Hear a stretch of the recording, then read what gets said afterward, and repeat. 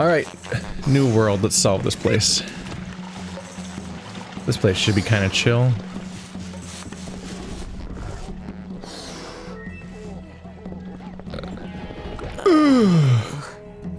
Okay, that's a hitbox. Oh, hi, what? Wait. Oh. Oh, it teleports you. Can you stop? Okay.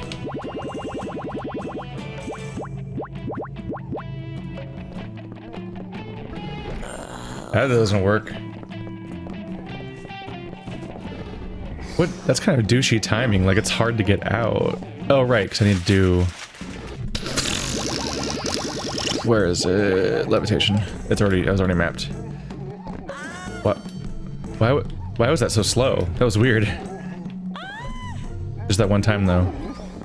So that should be able to get through faster, I guess. I need the steamer trunk tag for this guy. Okay. That was a little bit of a trap. The little endpoint they trap you in is surprisingly timing just to leave. What is... Are we okay? Okay.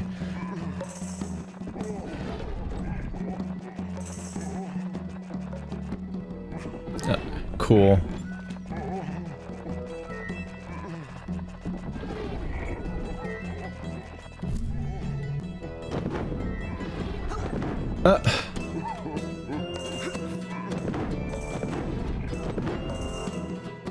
Am I not supposed to do the...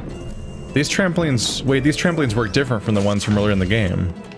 Earlier in the game you had to press... It was a shitty bounce unless you pressed A, the super bounce. You had to time your jump with when you collided. This time it doesn't work that way. If you press A, you get a shitty bounce. You're supposed to just flaccidly, like, let it happen. Just sort of wait and just, like, do the normal jump. Weird.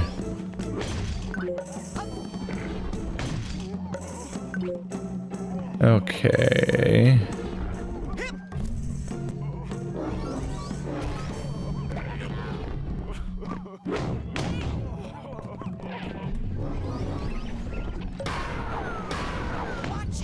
Yeah, it's surprisingly easy to forget that levitate is left trigger because it's your Z targeting button. Like, it's weird to have the Z targeting button also do something else.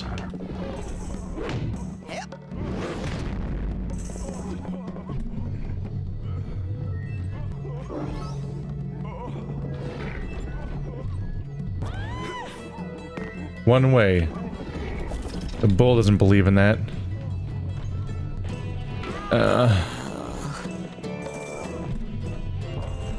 Am I back where I started, or I actually kind of can't tell where I am. Alright, die. Explode.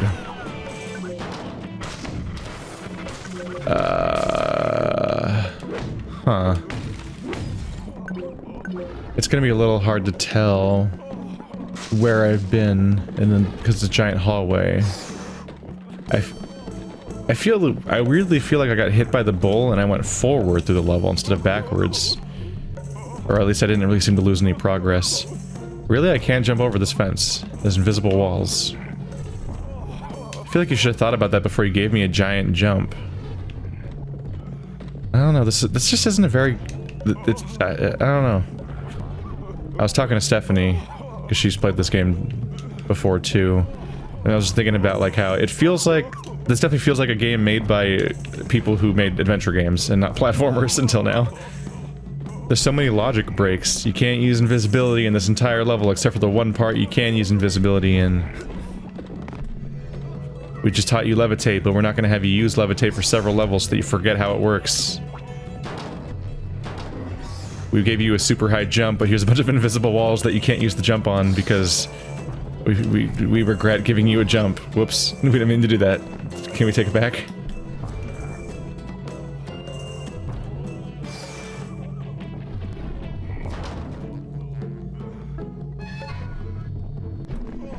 And now it's open. Alright. You're not gonna close, are you? Oop, hi.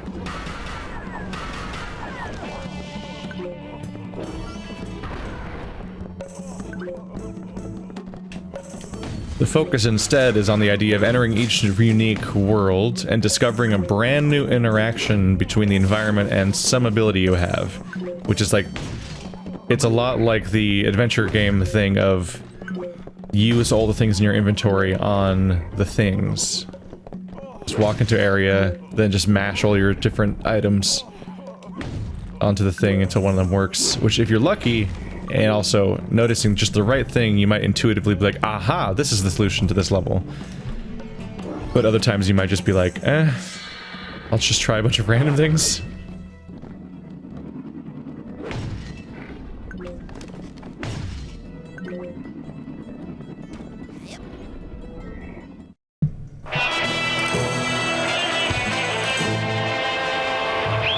Introducing, fresh from the Thrilla in Manila, Iowa, Tiger!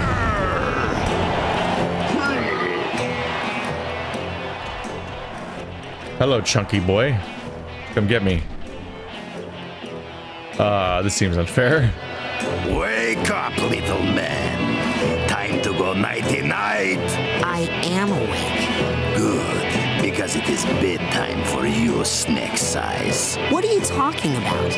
You will fight me for my card, yes? Well, I am looking for some cards. Then, small fry, I am afraid the Sandman is going to have to bend way over to reach you because you are so awfully itty-bitty. And then... All right, I get it. Just shut up and let's go. Then I will shut up, but only so I can enjoy the microscopic spectacle of your attempts to make me shut up. He's got the freaking Mojo Jojo problem where he just can't stop infinitely speaking. Whoop, out. Bad dodge, okay.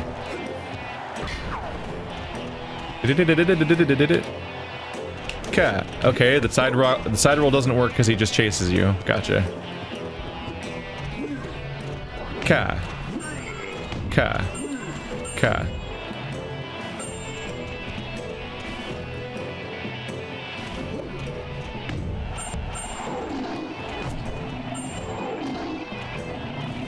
Rar, I'm gonna get you.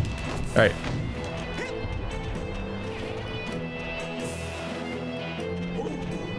Oh no, I missed it. He had a lot of... Oh god, oh, the lock-on didn't work. It looked in the wrong direction.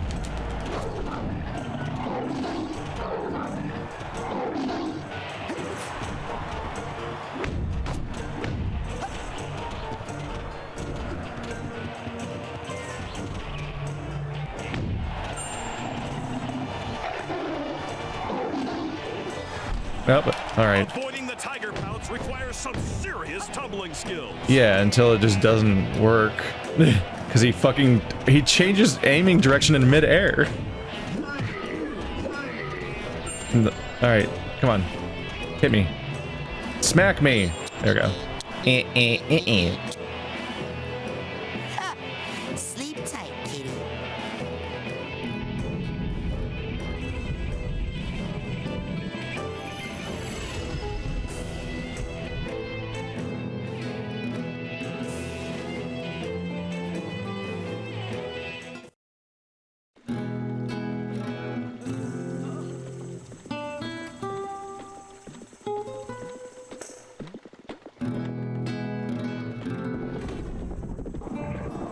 There we go. Lelouch. Oh, hey, we're back in this room now. We haven't been here outside of a cutscene, I think. Yeah, that's got to be the case, or I would have got all these by now. Just a whole lot of them. I find it interesting that, like, if you mention Psychonauts, the inherent response that people give is, "Oh, I love that game." But then you like try to talk about a particular level, and there's a surprisingly high density of, "Oh, I hate that level." So it's like, a lot of people kind of just acknowledge the flaws, I guess. But like, I think the charm shines through for people. I need a purse tag here. I think the idea is that like, it's just the cutscenes and the personality of it is enough that people like remember that fondly. But they have a lot of not great memories about the individual levels. Is there still more?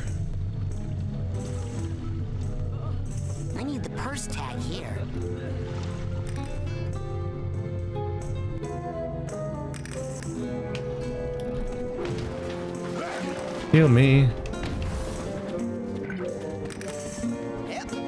Hey, buddy. I got some cards for you, Edgar. Perfect. One step closer to her.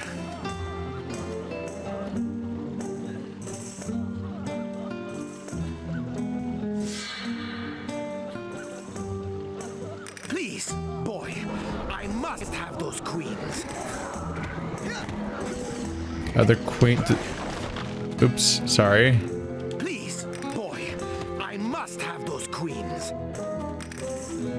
Are the queens like stronger or something? Because like, you think they would still just fall over from the bull. There it goes. Let's do it.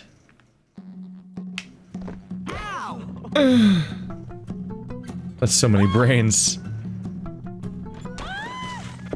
Holy crap.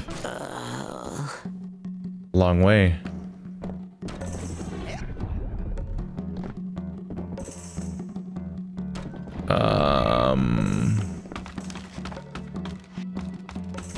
Currently unsure about whether I went back into the same level or not. I guess we'll find out. Uh-oh. It's gonna make platforming risky. There we go. Oh god! Why did you no? Why did you miss? Alright, let's try again. Hip, hip. When you're on a holiday. Why did it work that time? Whatever. Is there anything to do around here? Wait. Maybe it's just the fact that it lets me get past him, the bull. Okay, so this is a little... Yeah, this is a new level. I don't recognize this part. Okay. I wasn't sure. I thought I might have accidentally gone back. Well, there's no bull here. Is that a bear? I'm digging these painter animals. Wait, what? Oh god. Wait, what? Please don't breathe directly on this painting. It is very valuable. Now that I look at it, I'm not sure if it's for sale at all. It might be too good. I might have to keep it. I cannot look at this painting for too long, or I will cry with joy. Or maybe it's kind of a collie? Hells, thank God. I felt like I was being looted. You felt like you're being looted? Didn't I pay you? Shit, where do I put this? I should find a proper hook for this painting, so it will come to life like that dog said. Wait, is that the card? Oh wait, no, if I go up to that, it'll run away from me, right? Oh, I can put it away in my inventory. Okay, cool. Let's buy them both then. Pearls before swine. What? Nothing. Now then, you will of course want something else. Well, he seems rude. Yeah, I saw another dog selling art up the street. Are you guys a chain? Ah, you've met my compadres. When we were young art dogs, we would run wild in the street together. But now... Why don't you guys just make a run for it? You couldn't understand. El Odio imprisons us all. Art is the only escape. And today is the only day that it's going to be this cheap. All these prices go up tomorrow because of tourist season. Could you tell me again about your dog friends? Ah, you've met my compadres. But now... Hey, can you fight bulls? I have a bull problem. Sorry, artist here, delicate hands. And anyway, if you are talking about El Odio, well, there is of course only one man who could handle that much bull. Who can do it? Who can fight El Odio? I speak of no other than Dingo in Flagrante, the infamous Matador playboy. Alas, they would never ask him to help. Not in a million years. Why won't they ask Dingo to help? Is he expensive? No, because what happened between him and Edgar? Quite a scandal. What? What happened between Dingo and Edgar? Listen, I deal in truth and beauty, not dirt. But... okay, here's how I heard it. Years ago, when Edgar was a world-renowned painter, he was commissioned by Dingo to immortalize him in black velvet. But while he was sitting for the portrait, Dingo met Edgar's beautiful wife, who was none other than the top flamenco dancer, Lampita Apasionado. He seduced the dancer, and the two ran off together, leaving Edgar with the unfinished painting and a broken heart. Since then, Edgar thinks of nothing but the treacherous pair, and since then, our streets have been ruled by El Odio. Whoa, that's a great story. You should do a painting about it. Yes, that's what we need around here. Some paintings of Dingo and bulls. Yeah, good idea. I think that Dingo sounds like a jerk. He gets an unfair rap because of his looks. As a collie, I know how hard it is to be resented for your beauty. It's like being forced to wear a golden robe with a diamond "Kick Me" sign on the back. Must be tough. Yeah, I work it out through my painting. Gotta go. Be good. I figured it out. He is a border collie. I nailed it. Thank God. I felt like I was being looted. He's got the weirdest... everyone keeps painting me, huh? He's got the weirdest, like, tiny chihuahua head, but I saw the giant mane beard thing around the sides. So I'm like, oh, it's like that big piece of fluff that all the border collies have.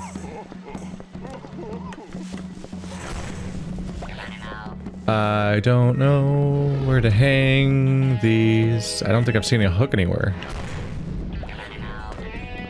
Oh, hey. Now, which one of my black... Don't pull me in, don't pull me in, I don't want to go in there. I just got forced. These guys... Ah! Where'd you guys come from? Go away! Ah! Jesus. Those things just showed up. I would like a rose. I mean, I would like to... Now give me a rose.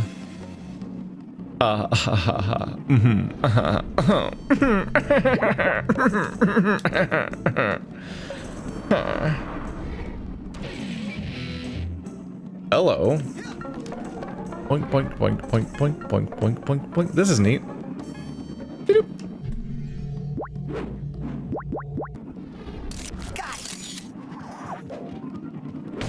Die, furniture. You don't belong in this world. That's not real furniture, that's a figment furniture.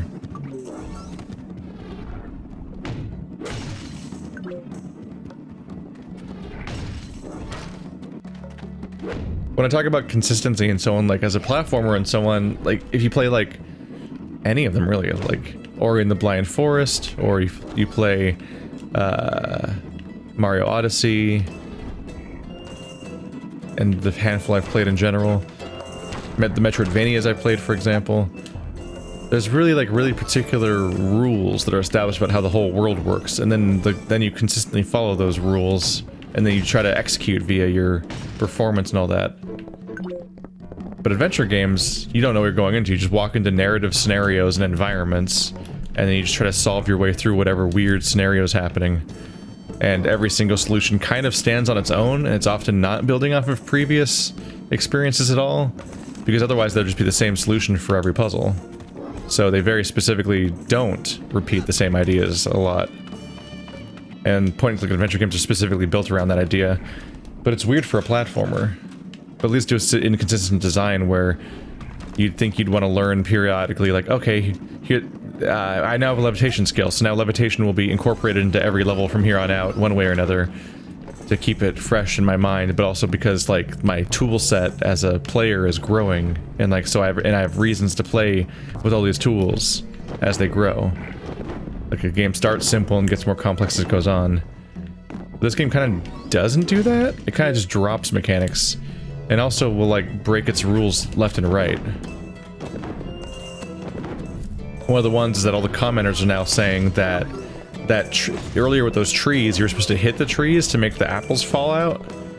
But, like, until now, figments have never been a puzzle and have never been a physics object. They've been completely non-interactive, weird, floaty things that you just have to touch. And they're either completely not moving, or they're moving on a circuit, like those really goddammit. Like, the really annoying ones are moving back and forth on a pattern. So it's like, those are the two types of figments. Oh, fuck this guy. Yeah, that shortcut's kind of pointless, isn't it? Because I can just use this one. It's more reliable to do this than to use this ladder. Oh boy. It's like, it's weird that the game teaches you levitate, but then for like 3 levels you never use levitate a single time. You just need it to you need levitate in order to get past that one weird piece of meat in that one vision. And then you never need levitate again until that boss fight with the critic. So it's like, it's a toolkit item that the game's actively ignoring for several worlds.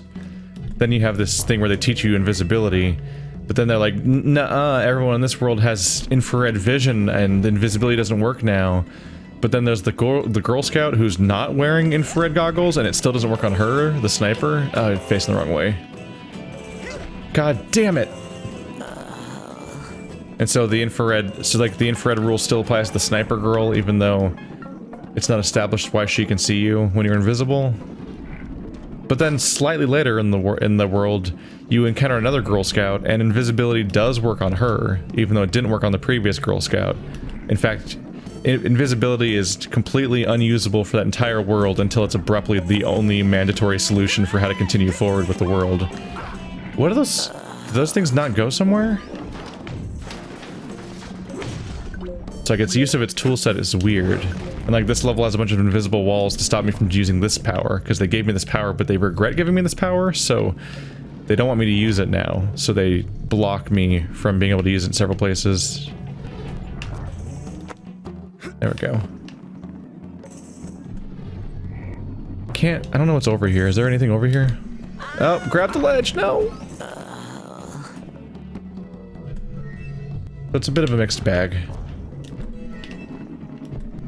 And just mechanically, as the guy holding the controller, the act of moving around is not blowing my mind. Ah, fuck. I don't think I can get... there is a spot there, though. I should have used my thing. Wait, wow, it knocked me way further back that time.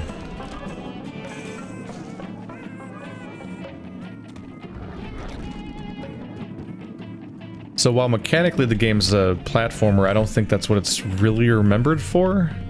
And it's not really where the game shines. But it is a lot of the gameplay. But it's more like the platforming is just like the language you use to go through the game, which is itself mostly a delivery mechanism for a bunch of cutscenes that people like. Get in. Oh god, I made it.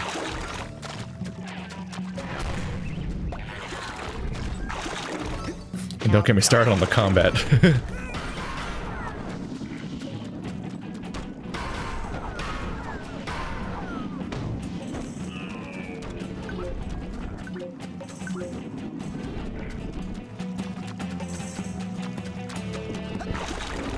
I still think it's a neat game. I have positive feelings about it. I'm just like, oh, this is kind of a mixed bag. I can see why.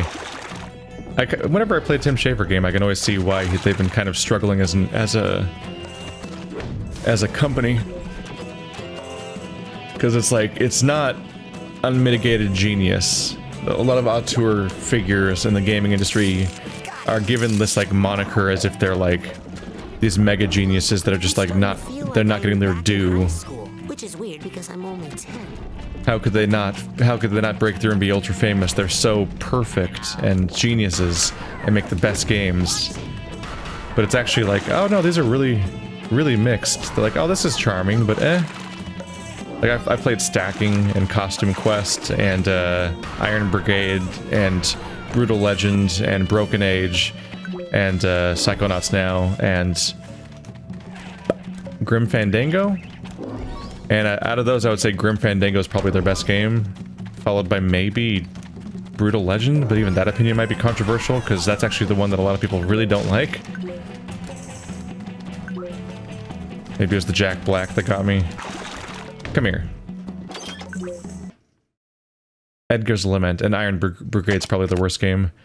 Lana and Edgar. So he does know who she is, but not this version.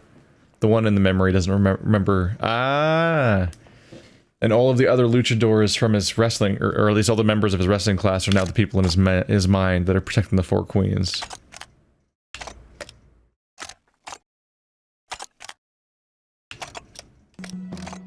There we go. Okay, Broken Age didn't really blow my mind. It was neat how it was like, look, indie games can get funded on Kickstarter. Like, the narrative and what it represents for the industry was kind of cooler than the game itself was. Which I feel like, oops, I should have done that. Oh. No, I know what I was supposed to do. I gotta come back. Maybe if I go up in the ladder and back, it'll respawn? Like, I do kind of continually remember the fact that, like, Broken Age was really specifically known as, like, the Double Fine Adventure game Kickstarter. Like, that was what it was really well known for. Is he coming by? Wait, is this a safe side alley? Did I go somewhere else? I think I did. I'll BRB, guys. I need to use that puzzle. But like, while so many people knew about that Kickstarter, I feel like very few people even noticed that Broken Age came out. Or talked about it ever afterwards. The trash can's gone! Damn it, I think I was supposed to use Levitate to knock it onto the button. But I knocked it away. And it's not respawning. I might have broken the puzzle. Uh-oh.